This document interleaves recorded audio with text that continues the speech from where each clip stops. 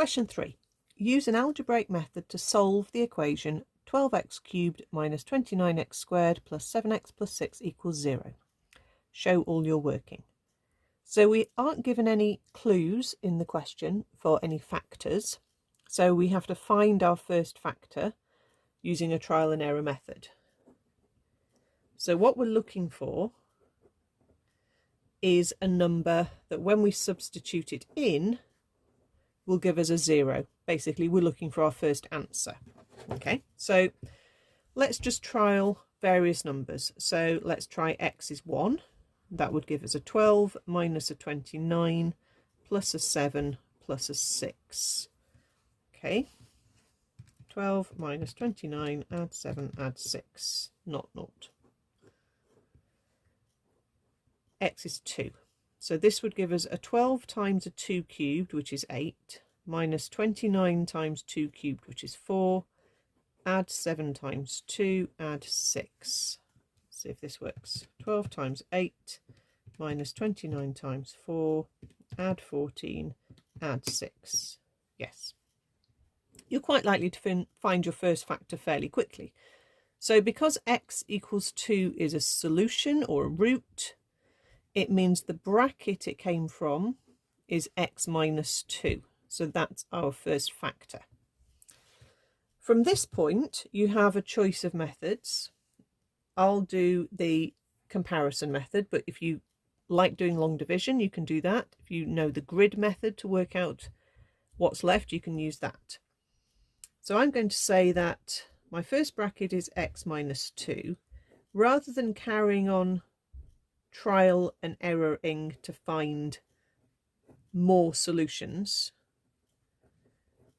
I'm going to say that there is a quadratic that will, multiplied by the linear bracket, will give us a cubic. Okay, so I'm going to compare this to this, but I'll do some multiplying out to help us see what's going on. So I'm going to times everything out with the x. So I'll get ax cubed plus bx squared plus cx. Then I'll times out with the minus 2 to get minus 2ax squared minus 2bx minus 2c. Then we're going to compare to the terms that we've got in our original cubic. So a has to be 12 because there is only one x cubed term in this expression I've just written down, and it has to be the x cubed term there. Looking at the number terms there, minus 2c is the only number term, and that has to equal a plus 6. So that then gives us c is 6 over minus 2, which is negative 3. Then you can choose whether you look at the x squareds or the x's, or you could do both just for safety.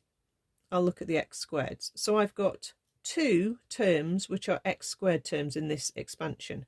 I've got b and I've got minus 2a as the coefficients. And that has to then be the same as minus 29. I already know a is 12, so that gives b minus 24 is negative 29. Hop the 24 across and add it on to give b is negative 5. So therefore we know that our quadratic is 12x squared minus 5x minus 3. Okay, at this point we then are going to try and factorise this as a quadratic. It's not the easiest one to factorise. You may have different factorising methods that you are good at. If you're not sure, you can try this method. Take the 12 and the 3, multiply them together to get 36. List factors, pairs for 36, which give you 36 and 1, 18 with 2, 12 with 3, 9 with 4, any more, 6 and 6, that's probably all of them. Look for the pair that give you the 5 or the minus 5, and that's the 9 and the 4.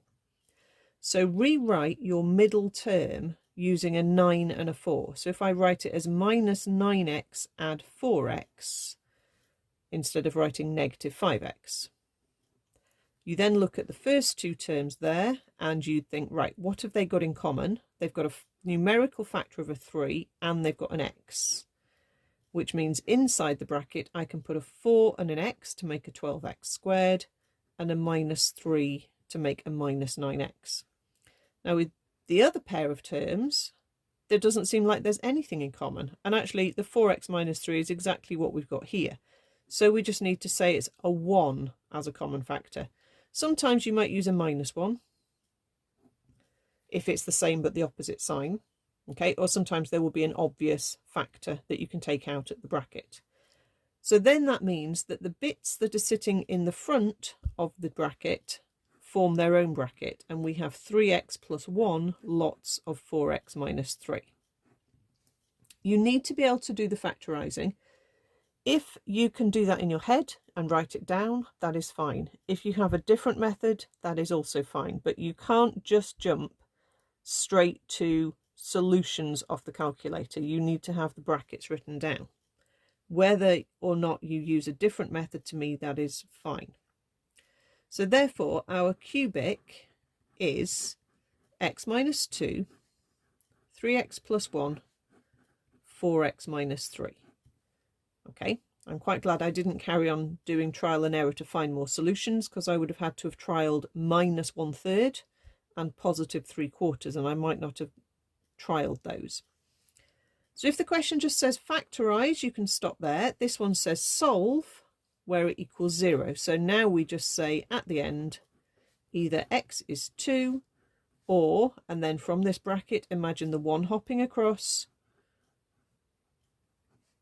and then dividing by the 3. So you get x is minus 1/3, or, and then the other bracket, imagine the 3 hopping across and then dividing by 4. X is 3/4. So we have 3 solutions.